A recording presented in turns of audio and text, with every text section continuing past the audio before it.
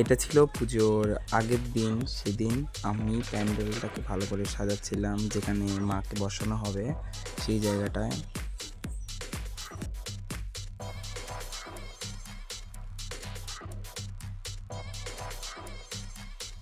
এটা ছিল final look. কেমন লাগলো জানিও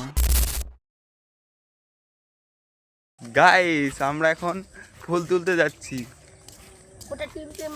পুজোর সময় 108টা জবা ফুল লাগে, সেটাই জোগাড় করছিল ভাইরা। তারপর ফুল তুলে বাড়ি আসার পর দেখছি বাড়ির আত্মীয়রা সবাই চলে এসেছিল। এখানে তাদের রান্নারই ব্যবস্থা করা হচ্ছিল। বোম দিয়ে কি করবি? তারপর আমরা চলে গেছিলাম মিউজিক সেটআপ আনতে। আনা হয়ে গেলে আমরা বক্সগুলোকে সুন্দর করে সেট করে নিচ্ছিলাম, এটা মামা আর আমি। তারপরে আমরা এটা সুন্দর করে সেট করে নিলাম, তারপর চেক করে দেখলাম।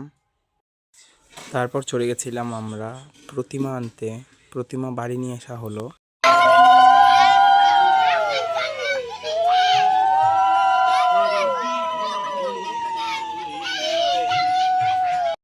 মাকে বরণ করে বেদিতে বসানো হলো। তারপর আমরা বোম ফাটাতে চলে গেছিলাম। বালা, আমার চোখে বালি চলে এসেছে। তারপর বাচ্চাদের সঙ্গে তারাবাতি ফোটাচ্ছিলাম, খুব মজা লাগছিল বাচ্চাদের মধ্যে করতে।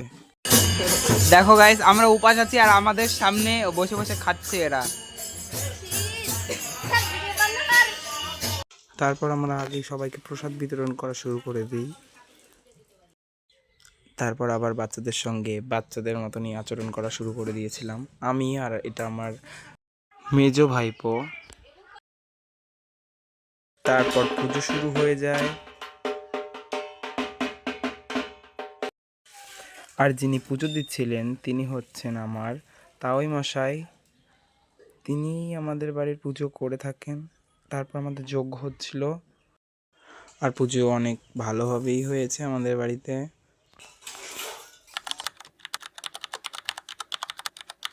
পুজোর পরের দিন আমি আর ভাই এরকম করে মুড়ি খাচ্ছিলাম। সবাই স্নান করছিল পুকুরে। তারপর আমরা রিয়েল লাইফ সাইয়ারা দেখলাম। আমার দিদি আর জামাইবাবু ছিল। তারপর আমি আর ব্লগ কন্টিনিউ করিনি, একদম সোজা রাতে ব্লগ করেছি সেটাই।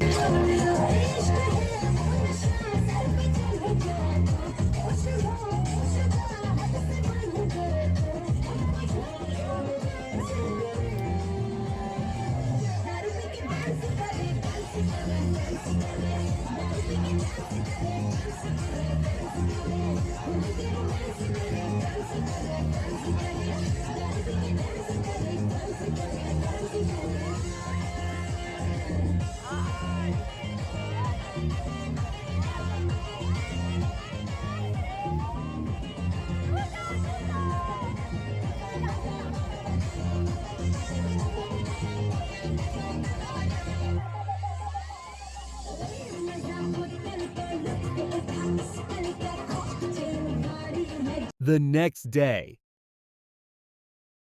সেদিন ছিল মাকে বিসর্জন দেওয়ার দিন, মানে বাড়ি থেকে মাকে বিদায় জানানোর দিন। তাই আমরা বাড়ি চলে এসেছিলাম। হ্যাপি হোলি। থেকে কিছু শেখো, ভাষাতে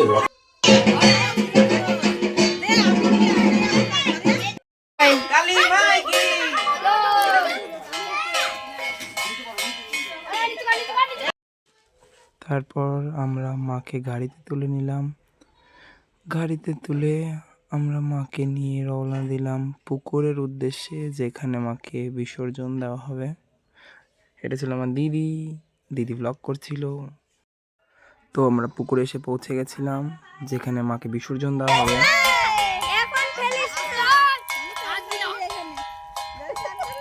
তারপর যেগুলো রিচুয়ালস ছিল সেগুলো কমপ্লিট করে মাকে আমরা বিসর্জন দিয়ে দিলাম।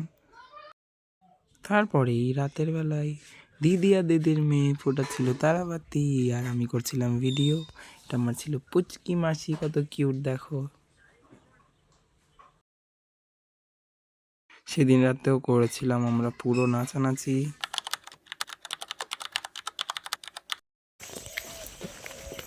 আমরা এখন শিবভোগে যাচ্ছি গাইস ঘুরতে। বাঘ দর্শন করতে। কি হাই করতে হাই করে দাও শোনা। টাটা করো টাটা। আমরা সেলিব্রিটি এই যে আমার কোলে। এই যে কত মানুষ যাচ্ছে দেখতে পাচ্ছ। শিবগিরির ব্লগ আলাদা আসবে নাকি? কালকে পর্যন্ত আলাদা ব্লগ, আমি এডিটিং করার সব আসবে এখন। এই যে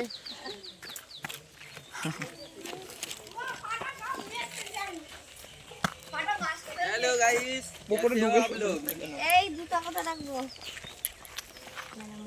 কে এটা?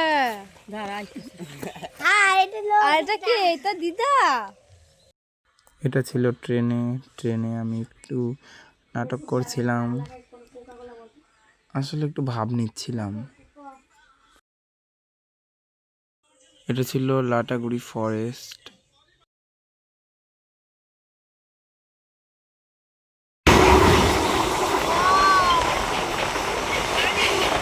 জান্নাত দেখা রাস্তা, জান্নাত।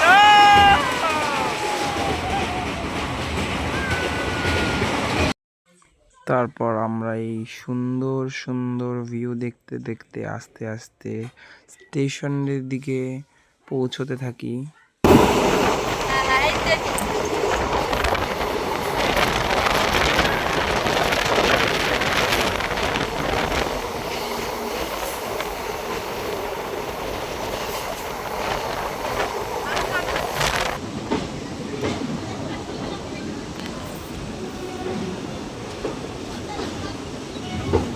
আমরা ট্রেন থেকে নেমে পড়েছি। এবার আমরা মেন জায়গায় যেখানে আমরা ঘুরতে যাব সেখানে যাচ্ছি। আমরা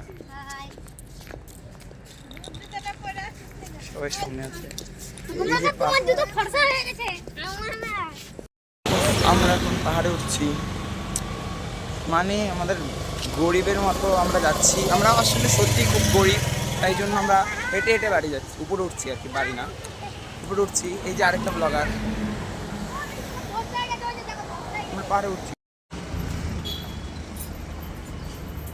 দেখো আমাদের একটা মন্দির ভিজিট করা হয়ে গেল, ভোলানাথের টেম্পল। এটা ছিল আমার বোন। পাহাড় দেখেই পাথরের মধ্যে এদিক ওদিকে ঘুরে ঘুরে বেড়াচ্ছিল বাদুড়ের মতো। তারপর এটা দেখো ভিউ পাহাড়ের। এটা ছিল ঝর্ণা, ঝর্ণাটা আসলে শুকিয়ে গেছিল। ভিউটা ভিডিওতে যেরকম দেখাচ্ছে, সামনাসামনি আসলে অসাধারণ দৃশ্য ছিল, যেটা ক্যামেরাতে একদমই বোঝা যাচ্ছে না। দেখো গাইস, মাছগুলোকে খেতে দিয়েছে আমার ভাইস্তা। মাছগুলো খাচ্ছে। ইস ইস, সব ঘোলা করে দিলি তা।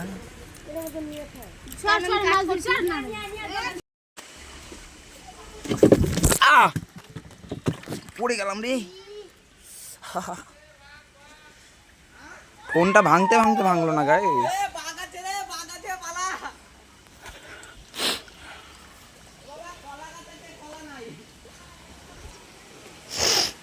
ওরে সালা,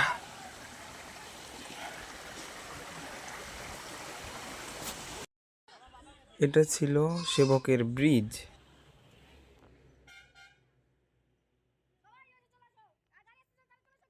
আর এটা ছিল আমার এক্স অ্যান্ড এক্সের বয়ফ্রেন্ড, ওটা ছিল।